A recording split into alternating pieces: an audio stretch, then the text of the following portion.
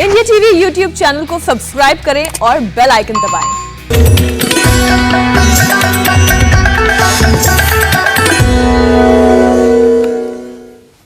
नमस्कार, मैं हुसैन रिजवी और मेरे साथ हैं स्टूडियो में मीनाक्षी जोशी।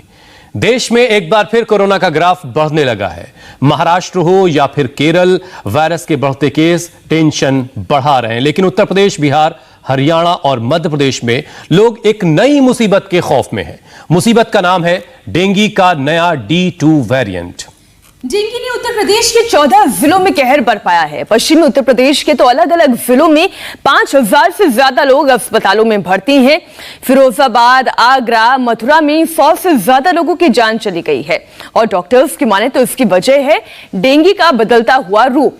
और मीनाक्षी, ICMR के मुताबिक डेंगू के मरीजों में अब D2 स्ट्रेन पाया जा रहा है, जो सबसे ज्यादा खतरनाक है। और इसी हेल्थ मिनिस्ट्री के मुताबिक डेंगू का D2 स्ट्रेन अक्सर ब्लीडिंग की वजह बनता है और प्लेटलेट्स काउंट तेजी से कम होने लगते हैं। साथ ही ब्लड प्रेशर भी तेजी से बढ़ाता है, जो मरीज के लिए जानलेवा बन जाता है। और यही वजह है कि डेंगू के लक्षणों को पहचानना बहुत जरूरी है। अगर सिर दर्द है, नौजिया है, बुखार है, हड्डियों में दर्द हो रहा है, तकलीफ हो रही है, तो ये डेंगू के शुरुआती लक्षण हो सकते हैं। यानी बहुत सावधान होने और फिर जांच फौरन करवाने की जरूरत है। डेंगू के शुरुआती लक्षणों को अगर आप इग्नोर करते हैं तो फिर बुखार तेज हो सकता है, यहां तक कि मसूड़ों और नाक से तक खून आ सकता है, जो आपकी मुश्किलों को बढ़ाएगा। तो ऐसे में जरूरी है कि अपने आसपास मच्छरों को पनपने बिल्कुल ना दें। किसी भी तरह के लक्षण के होने के बाद फौरन जांच करवाएं और सबसे बड़ी बात, अपनी इम्यूनिटी को मजबूत रखें, बल्कि उसको बढ़ाते रहें। क्योंकि हुसैन, अगर शरीर मजबूत होगा तो बीमारियों से लड़ने की क्षमता ज्यादा होगी और कोरोना से लेकर डेंगू तक के बुखार हमें कोई नुकसान नहीं पहुंचा पाएंगे, कुछ नहीं बिगाड़ पाएंगे आपका, ये बिल्कुल तय बात है। और योग और आयुर्वेद से इम्यूनिटी को कैसे बढ़ाया जाए, डेंगू, मलेरिया के साथ वायरल फीवर को कैसे हराया जाए, ये सब कुछ बताने के लिए स्वामी रामदेव हमारे साथ जुड़ चुके हैं। स्वामी जी, बहुत बहुत स्वागत है आपका। प्रणाम स्वामी जी। अभी तो एकदम ठीक है। बहुत बहुत प्रणाम। आज हमने डेंगू को और तमाम तरह के मच्छरों को भगाने के लिए पीछे छिड़काव भी जारी रख रखा है। हमारे शिष्य है स्वामी परमार देव जी, वो छिड़काव भी कर रहे हैं। और सबसे मैं आह्वान भी करता हूँ, अपने आस पड़ोस में सफाई रखें। गंदा पानी भी नहीं इकट्ठा होना चाहिए, वहाँ पर मच्छर भी नहीं इकट्ठे होने चाहिए। और साफ पानी में तो डेंगू वाला भी पिए तो साफ पानी में भी पैदा हो जाता है। तो कहीं पर भी पानी बाल्टी में और बाथरूम में, छतों पर, घर आंगन में, बालकोनी में पानी इकट्ठा ना होने दें। और उसके लिए थोड़ी साफ सफाई ज़्यादा बरतें, ये आपने पहले ही कहा, ये बहुत ज़रूरी है। और रही बात फिर आगे, अब देखो ये मेरे साथ कितनी साल की होगी अम्मा? 64 की होगी। इसके घुटने गड़बड़ थे और आपकी कितनी उम्र? 69। वो 70 पहुँचने वाली है। दोनों ने गिलोय से अपने घुटने अच्छे कर लिए। इस उम्र में भी ये गिलोय खाली डेंगू को ही ठीक नहीं करता, ये अर्थराइटिस की भी दवाई है, ये डायबिटीज की दवाई है, ये इम्यूनिटी को भी बढ़ाती है।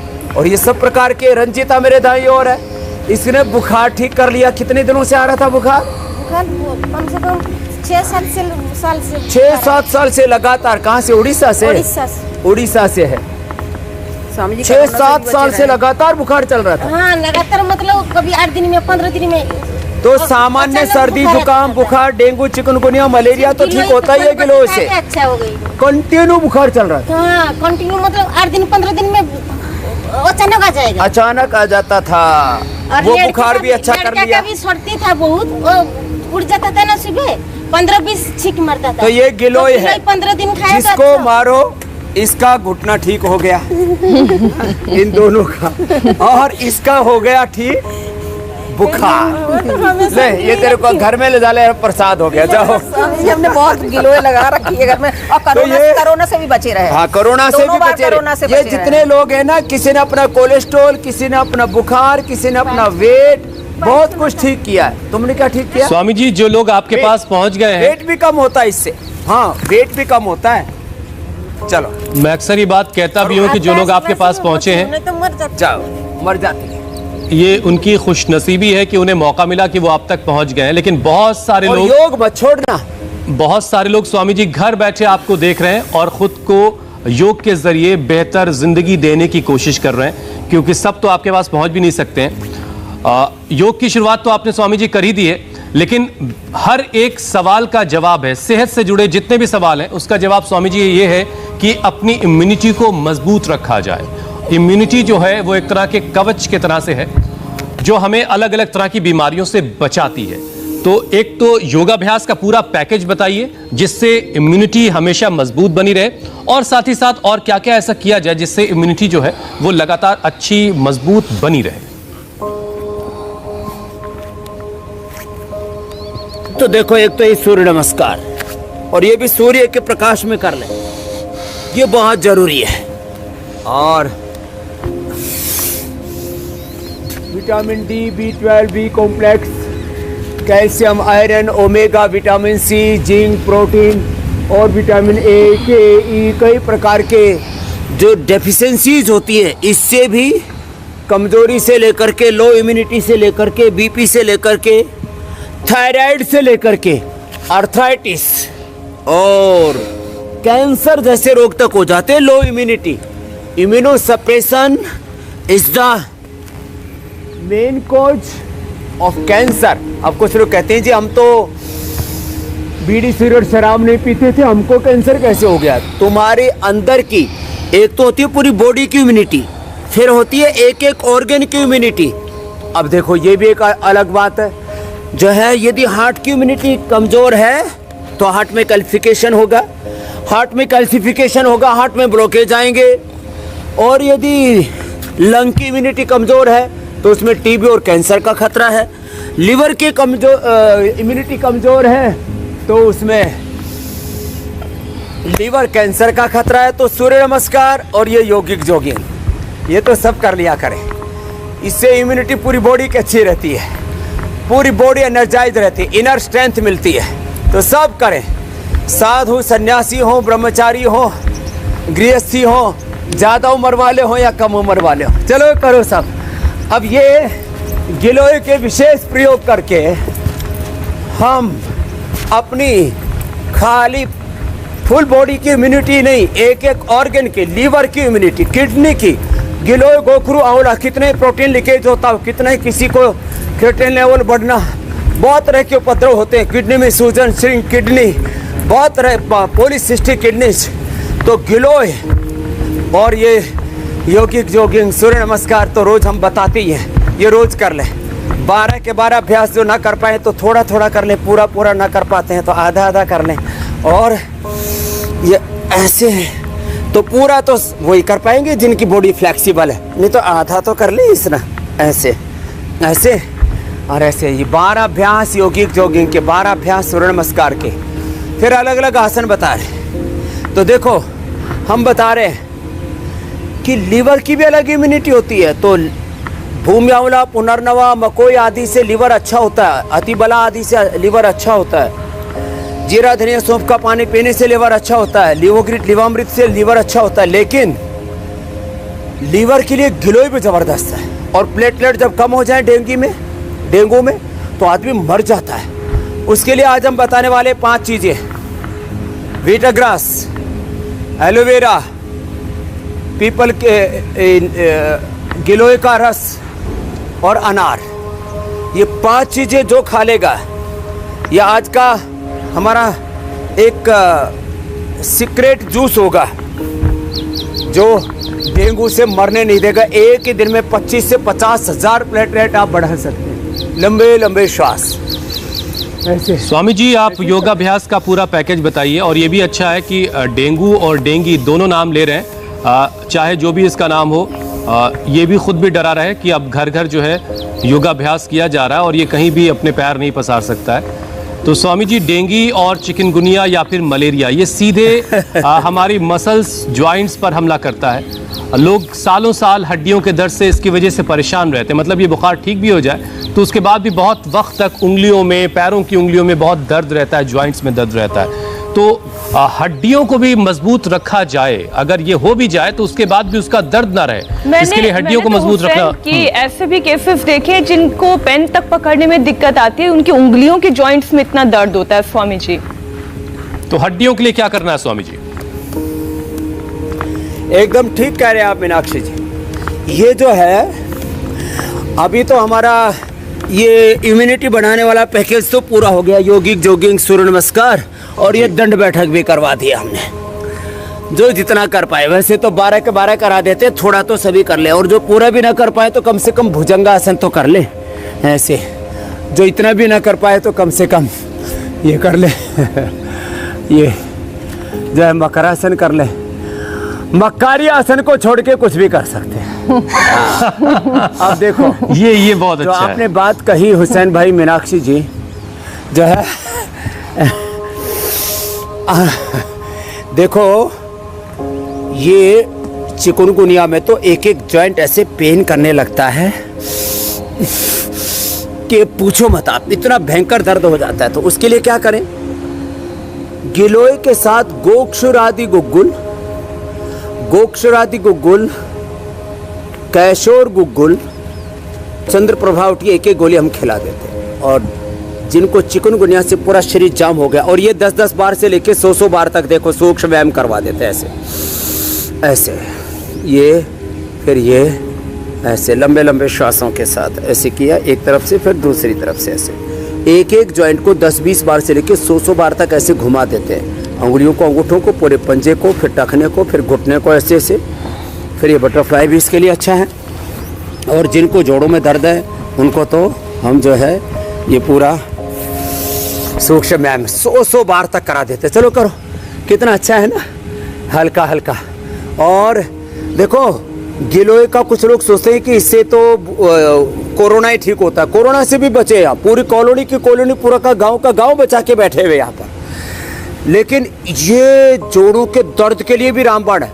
गिलोय और एलोवेरा निरंतर पी लें तो कितना भयंकर अर्थराइटिस। और एक तो मैंने सब्जी बता रखी है, एलोवेरा 200 ग्राम, 20 ग्राम अंकुरित मेथी, 10 ग्राम कच्ची हल्दी, एक चुटकी उसके अंदर जीरा, धनिया और अजवाइन, और 2 चम्मच गाय का घी डाल करके तड़का लगा करके थोड़ा सेंधा नमक डाल करके खाओ। अर्थराइटिस से लेकर के सारी बीमारी भगाओ, और हड्डियाँ इतनी मजबूत बन जाएंगी, फौलादी ऐसे जबरदस्त। तो ये छोटे छोटे उपाय, ये गिलोय जो है जोड़ों के दर्द के लिए, हड्डियों के लिए बहुत अच्छी है। ये कोलेस्ट्रॉल को भी कम करती है। ये जो है गिलोय जो है इम्यूनिटी को तो बिल्ड करती है। इस गिलोय से लीवर भी बहुत अच्छा रहता है। और गिलोय गोखरू आंवला एक विशेष बताना चाहता हूँ, लाखों नहीं करोड़ों लोगों को प्रोटीन लीकेज की प्रॉब्लम है, और इसकी पूरी दुनिया में कोई दवाई नहीं है। 1 करोड़ तक खर्चा बताते हैं और हाथ कुछ नहीं आता है। गिलोय गोखरू आंवला 1 सप्ताह पी लो। गिलोय गोखरू आंवला का काढ़ा बना करके या चूर्ण ले लो, जैसे भी कर रहा हो कर लो। और इससे जो है पूरी तरह से प्रोटीन लीकेज की प्रॉब्लम दूर हो जाती है। मैं कह रहा था योग से ना एक एक अंग की इम्यूनिटी अच्छी होती है। अब देखो हाथों से सिर की ओर, सिर से हाथों की ओर एक दूसरे के एंटी ऐसे प्रेशर देते हैं, ऐसे दाएं ओर, ऐसे ही बाईं ओर, ऐसे ही सामने की ओर, ऐसे ही ऐसे प्रेशर दिया, ऐसे किया। तो ये सूक्ष्म व्यायाम बड़ा अच्छा है। जिनको बुखार हो जाता है, जिनको डेंगू चिकनगुनिया हो जाता है, वो सूक्ष्म व्यायाम तो सभी कर सकते हैं। ये बड़ा जबरदस्त है। खैर तो मैं कह रहा था ये तो ये हुआ सूक्ष्म व्यायाम। और जी मीनाक्षी जी, स्वामी जी, डेंगू का असर डाइजेशन पर भी बहुत पड़ता है। जैसे हमने हड्डियों की अभी बात की, तो डाइजेशन भी बहुत ज्यादा खराब हो जाता है। इसे ठीक रखने के लिए या इसे मजबूत बनाने के लिए कौन कौन से योगाभ्यास किए जाने चाहिए? क्योंकि शरीर में वीकनेस बहुत होती है, ऐसे में आप ऐसे आसन बताएं कि वो कोई भी कर सके।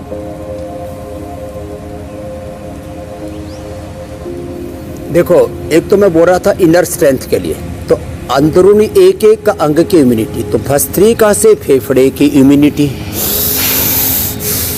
कपालभाति से पूरे पाचन तंत्र की immunity, liver, spleen, intestine, pancreas, uterus, ovary, prostate, ये गॉल ब्लैडर, ये सब।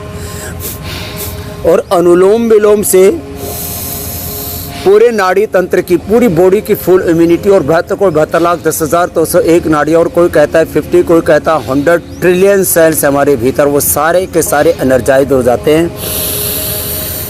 ब्रेन से लेकर के पूरे बॉडी के इंटरनल एक एक पार्ट की इम्यूनिटी प्राणायाम से बढ़ जाती है। इसलिए भस्त्रिका, कपालभाति, अनुलोम विलोम, जिनका गला कमजोर है तो उसके लिए उज्जाई, और जिनको बहुत ज़्यादा पेट कमजोर है, यूट्रस, ओवरी प्रोलैप्स की प्रॉब्लम है, तो ये बहुत एनएस की भी प्रॉब्लम्स की प्रॉब्लम है, तो बाह्य प्राणायाम। और साथ में ही भ्रामरी, उद्गीत और फिर जिसको आवश्यकता उसके लिए चंद्रभेदी, सूर्यभेदी, नाड़ी शुद्धि, कणरोगांतक, अभ्यंतर, ये जबरदस्त प्राणायाम है। अब जो आपने पेट के लिए पूछा, पाचन तंत्र के लिए, तो पाचन तंत्र के लिए बहुत इजी है। ऐसे मंडूकासन जो सब कर सकते हैं, जो सब कर सकते हैं वो 5 आसन बता रहा हूं। मंडूकासन, वक्रासन, पवन मुक्तासन, उत्तान पादासन और सेतु बंधासन। ये 5 आसन ऐसे बता रहे, मैं कहता हूँ 5 प्राणायाम, भस्त्रिका, कपालभाति, अनुलोम विलोम, भ्रामरी, उद्गीत और 5 आसन ही कर ले अपने डिजीज के अनुसार। कमर में दर्द है तो मकरासन, भुजंगासन, शलभासन, मरकटासन, अर्धपौनमुक्तासन कर लिया। यदि पेट गड़बड़ है तो मंडूकासन, वक्रासन और अभी पवन मुक्तासन, उत्तान पादासन और नौकासन, बस इतना ही कर लेंगे ना तो पेट। अब एक आसन 1 से 2 मिनट करना है और वो भी कपालभाति के साथ करें तो जबरदस्त लाभ होता है। अब पाचन तंत्र बहुत कमजोर है तो जीरा, धनिया, सौंफ, मेथी, अजवाइन का सुबह पानी पी ले, अथवा अति बला का सेवन कर ले, अथवा वीट ग्रास, एलोवेरा का सेवन कर ले। किसी भी कारण से पाचन कमजोर है तो पाचन को अच्छा बनाए रखने के लिए जरूरी है आप थोड़ा अंकुरित अन्न खाया करें। खाने से पहले अनार, पपीता, सेव खा लिया करें। फ्रूट पहले खा ले।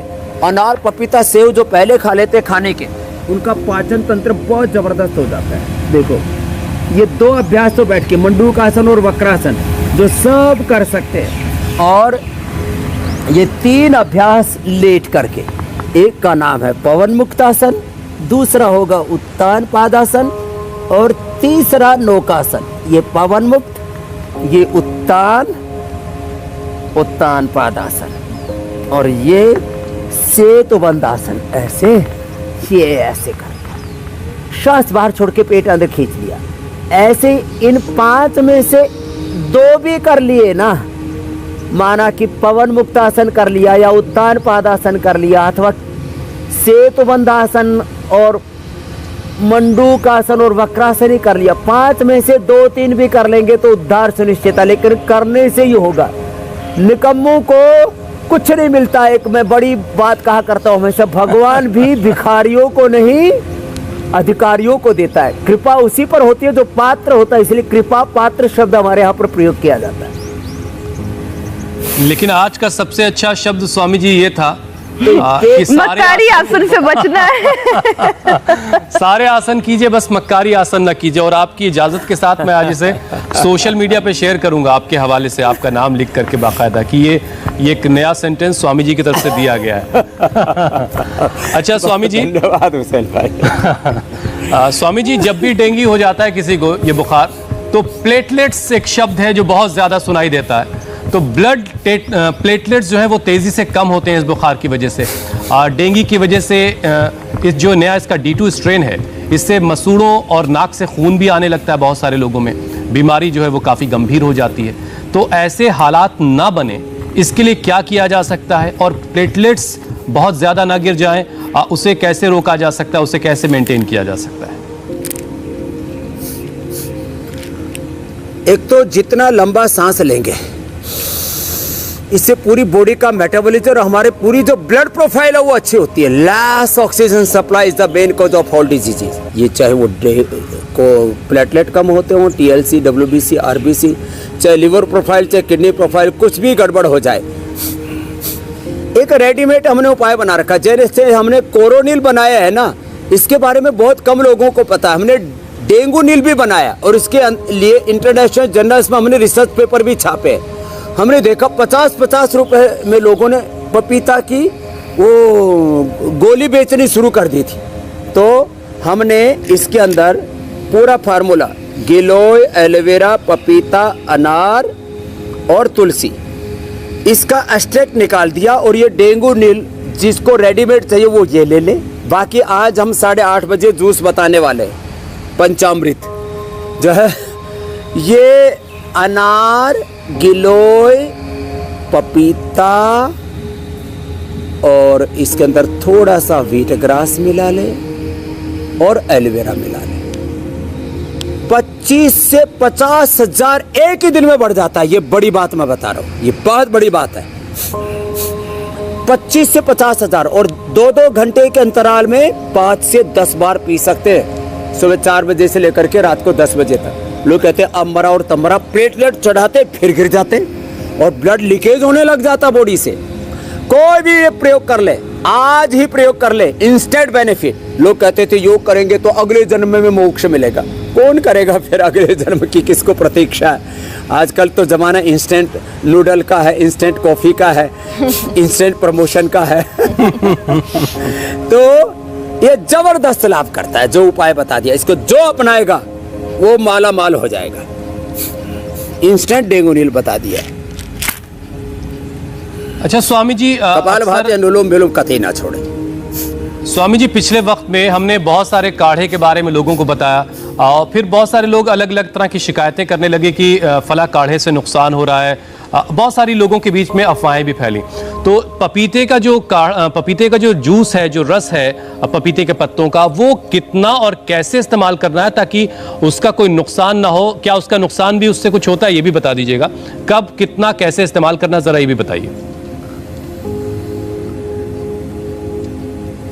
अब देखो, गिलोय ज्यादा पीने से पित्त बढ़ जाता है, किसी को उल्टी हो सकती है, उससे गर्मी हो सकती है, एसिडिटी हो सकती है। तो फिर क्या करें?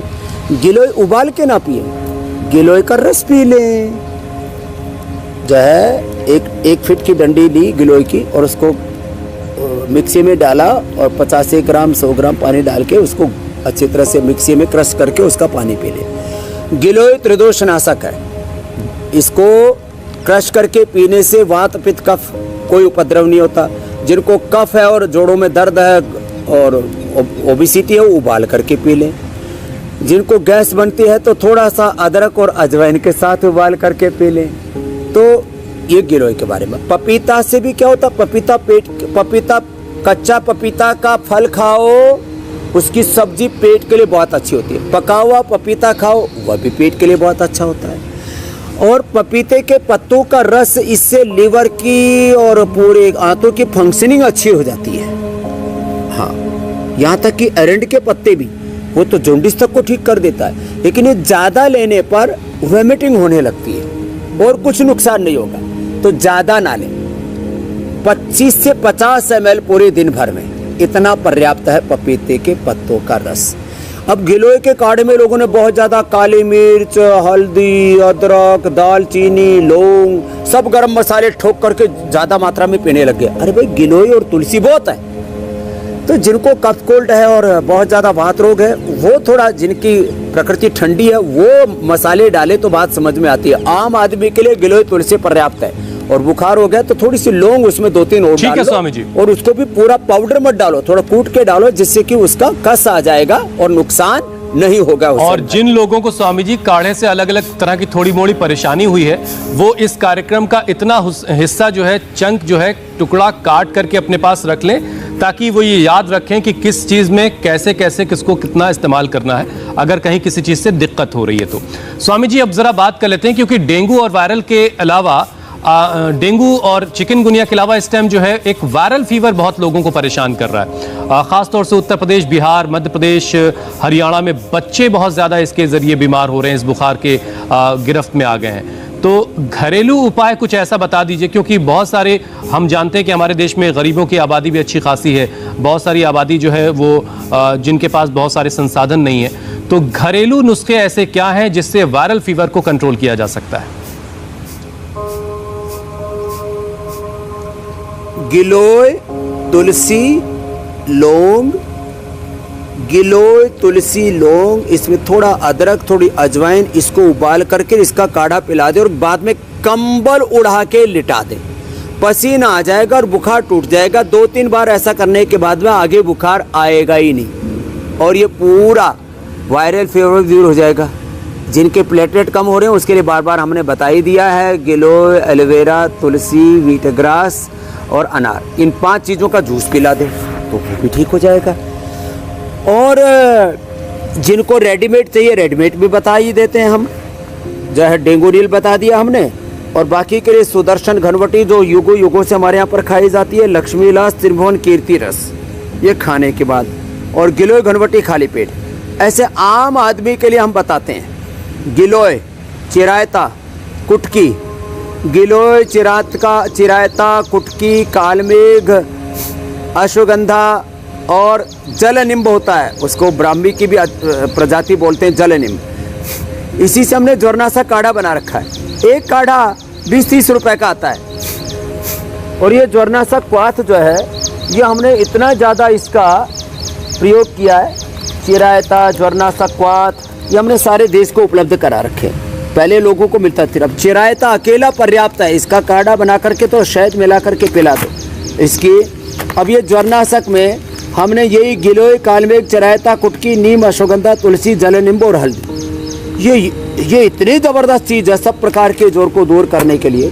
तो जिसको कि जैसी कैपेसिटी है उसके अनुसार इनका उपयोग कर लें, निश्चित रूप से इससे फायदा होता ही होता है, ना का प्रश्न। बिल्कुल स्वामी जी, अब तक के कार्यक्रम में हमने योग मुद्रासन आदि सूक्ष्म डेंगू, मलेरिया, वायरल फीवर से जुड़े हर एक सवाल का कमोबेश जवाब दे दिया है। फिर भी लोगों के सवालों को शामिल करना स्वामी जी जरूरी है। पहला सवाल स्वामी जी दीपक का है। उनकी पत्नी और 6 साल की बच्ची को पिछले 6 महीने से करीब रोजाना शाम को बुखार हो जाता है। ये रोज 6 महीने से उनको कह रहे हैं बुखार हो जाता है, तो ये कैसे ठीक होगा स्वामी जी? सबसे पहले वो रंजना ही है ना, रंजीता का इसलिए मैंने सबसे पहले करवाया था कि इसको हर 5-6 दिन में तेज बुखार हो जाया करता, और इसने खाली गिलोय और तुलसी पिया और बुखार ठीक हो गया। तो उनको मैं यही कहूँगा, गिलोय का रस पिए, गिलोय की गोली खा ले, गिलोय का काढ़ा पी ले। गिलोय से पुराना बुखार ठीक हो जाता है। और एक उपाय मैंने और बताया, ये तो सुप्त पद्मासन और सुप्त वज्रासन में 6 साल के बच्चे के लिए भी वही है, नाभि धरण भी एकदम ठीक हो जाती है। 6 साल के बच्चे के लिए भी इनकी मात्रा कम हो जाती है। जैसे गिलोय की गोली आधी हो जाएगी, और गिलोय का रस ही देते हैं, वो भी हम 2-3 चम्मच पिला सकते हैं। तो बच्चे को कोई भी दवाई की मात्रा, बहुत 2 साल का बच्चा है तो 1/4, और 6-7 साल 8 साल का बच्चा है तो आधी गोली, और एडल्ट है तो 1 गोली, और बड़ा बच्चा है तो फिर 2-2 गोली गिलोय की खिला देते हैं। ऐसे ये मात्रा के बारे में बात हो गई। सिला तुलसी ड्रॉप भी आजकल हमने बना रखा है, उसको भी ले सकते हैं बच्चों के लिए, तो ये ज़बरदस्त है सिला तुलसी ड्रॉप भी। इससे इम्यूनिटी भी बढ़ जाती है और बच्चों का ये सब बुखार आदि का उपद्रव भी दूर हो जाता है। एक छोटा सा उपाय घरेलू और बता देता हूँ जी। आखे का पत्ता, उसके उस सबसे कोमल जो उसकी कोपल होती है, उसको आधा इंच के करीब ले ले और पान के पत्ते में खा ले। कितने पुराने से पुराना बुखार हो या जोंडिस हो दूर हो जाता है। और आंखें की जड़, वह भी करीब ऐसे बोलते हैं ना मूंग के बराबर या चने की दाल के बराबर, वो उसको उबाल करके पी ले, उससे भी जो है पुराने से पुराना बुखार ठीक हो जाता है। ये घरेलू उपाय हैं, मैंने वर्षों से इनका उपयोग किया है। जिनका बुखार किसी भी चीज़ से नहीं टूट रहा था, सुदर्शन घनवटी दे दी, लक्ष्मीला, संजीवनी और ये त्रिभुवन कीर्ति रस सब खिला दिया। महाज्वरांकुश रस होता है, जिनको किसी भी चीज़ से बुखार नहीं टूटता ना, महाज्वरांकुश रस आदि देते हैं। स्वर्ण वसंत मालती देते हैं, आधा ग्राम शहद के साथ चटा दो, कितना भयंकर बुखार टूट जाता है। तो सब तरह के सस्ते महंगे उपाय हमने बता दिए, घरेलू से लेकर। अगला सवाल मीनाक्षी के पास है स्वामी जी, वो ले लेते हैं। स्वामी जी हरिओम, ये पूछ रहे हैं कि टाइफाइड के बाद से उनका पाचन बहुत खराब हो गया है और हल्का बुखार अभी भी उन्हें ये शिकायत रहती है, इसे कैसे ठीक किया जा सकता है? डाइजेशन खराब हो गया और हल्का बुखार रहता है। देखो, ये टाइफाइड ना बहुत बुरी चीज है। ये मुनक्का, ये अंजीर, 3 से 5 अंजीर, 5 से 10 मुनक्का, और ये 2-3 ग्राम राई से भी छोटा दाना, इससे छोटा दाना मैंने किसी चीज़ का देखा नहीं है। ये खूब कला है, और इसकी खूबी ये है कि 2 ग्राम छोटे बच्चे को 1 ग्राम, बड़े को 2 से 3 ग्राम, 2 से 3 ग्राम ये मुनक्का, 5 से 10 और 3 से 5 अंजीर, इसकी चटनी बना करके और 400 ग्राम पानी में पका ले अच्छे से, और जब 50 ग्राम बच जाए तब इसको पिला दे। ये टाइफाइड की रामबाण चीज है, नहीं तो मोती झारा बोलते हैं गांव की भाषा में इसको। एक बार जिसको टाइफाइड हो गया, मोती झारा हो गया, ये बहुत बेकार बुखार है, जिंदगी भर आदमी उभर नहीं पाता है। इससे 100% रिजल्ट है। ये तो ऐसी पेटेंट चीज है यदि इन तीनों की चटनी बना करके कोई बेचना शुरू कर दे ना तो करोड़पति हो सकता है। स्वास्थ्य के साथ ही समृद्धि का भी मंत्र है। हम ऐसे ऐसे फार्मूले बताते हैं स्वामी जी, ये फार्मूले हम भी लोग नोट डाउन कर रहे हैं और इसको कैपिटलाइज करना चाहे मीनाक्षी भी नोट कर रही हैं। हाँ, एंकरिंग के अलावा एक्स्ट्रा इनकम हो जाएगी। बिल्कुल। ये आपके कॉन्टेक्ट का पार्ट नहीं है। स्वामी जी अब अगला सवाल ले लेते हैं जरा। स्वामी जी अगला सवाल हैदराबाद से प्री रंजन का है। 5 महीने पहले उनको कोरोना हुआ था। उस वक्त यूरिन में ब्लड आ रहा था। दवा लेने से 10 दिन में बंद हो गया, लेकिन उसके बाद यूरिन पास करने में उनको दिक्कत आने लगी है, तो उनके लिए क्या उपाय है? यूरिन के लिए सबसे बढ़िया चीज है धरती पर। जितना हमने गिलोय का प्रचार किया उसके बाद सबसे ज्यादा मैं प्रचार जो है कर रहा हूं गोखरू का। गिलोय, गोखरू, आंवला, इसको पूरे गुजरात में जहां का भी अभी नया मुख्यमंत्री आप बना रहे थे जी, ये सबसे बढ़िया रसायन है। और गोखरू तो यूटीआई के लिए, यूरिन इन्फेक्शन के लिए, प्रोस्टेट के लिए, पीएसए के लिए, यूरिक एसिड बढ़ने के लिए, जितने भी शरीर में उपद्रव बढ़ जाते हैं, टॉक्सिन्स बढ़ जाते हैं और यूरिन पास होने में दिक्कत हो रही है, कोई भी समस्या, गोखरू का पानी पिए। और जिनकी बार बार किडनी में और कहीं पर भी जो है वो स्टोन फॉर्मेशन होता है, तो 1 मुट्ठी गोखरू, 1 मुट्ठी जौ और 1 मुट्ठी कुल्थ की दाल, ये नया फार्मूला बता दिया आज। इसको उबाल करके पी लें और किडनी एकदम क्लीन। 100 नहीं, 200 नहीं, 300 साल चलेगी। हमारे जाने के बाद 3 पीढ़ियों के काम आ सकती है किडनी, इतनी जबरदस्त होती है। स्वामी जी अगला सवाल मेघा का है। उनकी प्लेटलेट्स बचपन से ही कम रहती हैं, करीब 40 से 50 हजार तक। इस सवाल में एक तो ये नहीं समझ में आ रहा कि ये प्राकृतिक वजहों से सिर्फ है या बचपन में कुछ ऐसा हुआ था। तो ये क्या वाकई प्राकृतिक तौर से भी किसी की प्लेटलेट्स इतनी कम हो सकती हैं और इसे बढ़ाना कैसे? किसी देखो, प्लेटलेट बढ़ाने के लिए सबसे बढ़िया चीज तो गिलोय है और उसके साथ 5 चीजें कर ली तो फिर तो 100% उसका श्योर है कि प्लेटलेट बढ़ ही जाता है। There is no confusion. 1% भी इसमें एफिकेसी में कमी नहीं आएगी। अब देखो, प्लेटलेट घटने के 3 बड़े कारण बताता हूं। एक तो जो खून पतला करने की दवाई खाते हैं, हमने नेचुरल ब्लड थिनर बता रखा है भाई, लौकी पी लो, गोधन अर्क ले लो, लहसुन खा लो और दालचीनी पी लो, दालचीनी और ये अर्जुन की छाल पी लो और प्याज खा लिया करो, नहीं तो लिपिडोम। देखो, कोलेस्ट्रॉल की दवाइयाँ खाने से भी ये 99% लोगों का ये कम होता है प्लेटलेट। इसके अलावा जितनी भी अंग्रेजी की दवाइयाँ हैं ये पूरी ब्लड प्रोफाइल को गड़बड़ करती हैं। तो मेरा सबसे हाथ जोड़ के निवेदन है, बहुत ज़रूरी होने पर ही अंग्रेजी दवाइयाँ खाएं, बाकी इतना कुछ हम रोज़ बताते हैं, थोड़ा सुन लो हमको भाई, तुम्हारे भले की बात कर रहे हैं, नहीं तो गड़बड़ होगी। तीसरा, किसी का जेनेटिकली लीवर, स्प्लीन, इंटेस्टाइन कमज़ोर होने से और प्लेटलेट कम हो जाते हैं, तो सर्वकल्प का क्वाथ पी लें या लिवोग्रिट लिवामृत ले लें, प्लेटलेट जबरदस्त हो जाए। स्वामी जी चलिए अब सवालों के बाद कार्यक्रम के अगले पहले ही दिन से 25 से 50 हजार प्लेटलेट बढ़ जाते हैं। जी जी जी जी जी। स्वामी जी, डेंगू और मलेरिया के साथ वायरल फीवर लोगों को परेशान कर रहा है, तो आज कुछ ऐसी संजीवनी बनाकर दिखाइए और बताइए जो तीनों को एक साथ खत्म करे, तीनों का एक साथ उपाय कर दे।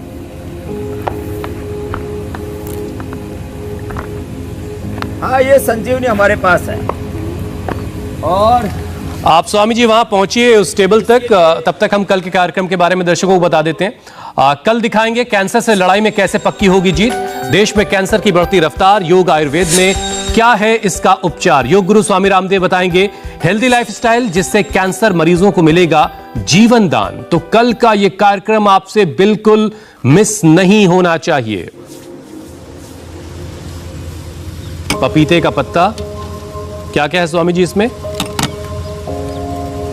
पपीते का पत्ता, गिलोय, ये एलोवेरा का पल्प और ये अनारदाना, ये इतना एक आदमी के दिन भर के लिए पर्याप्त है। व्हीट ग्रास सब मौसमों में मिलता नहीं, इसलिए पतंजलि का थोड़ा सा 2 चम्मच व्हीट ग्रास डालते। ये 5 चीजें हो गई रामबाण।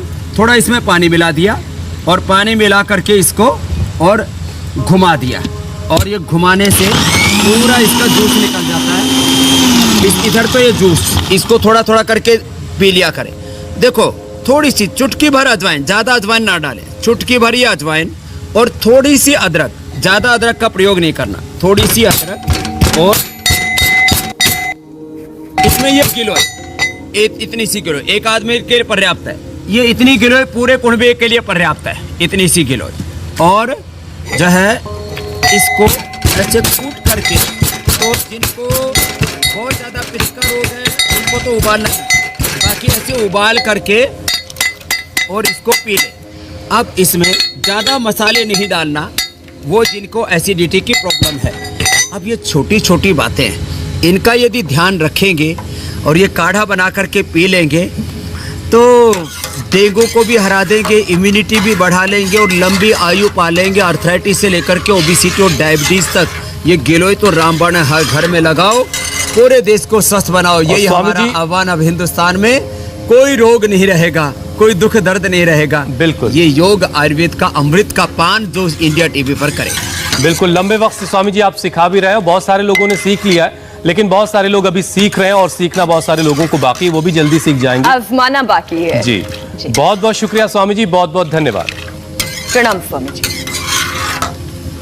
बहुत बहुत प्रणाम।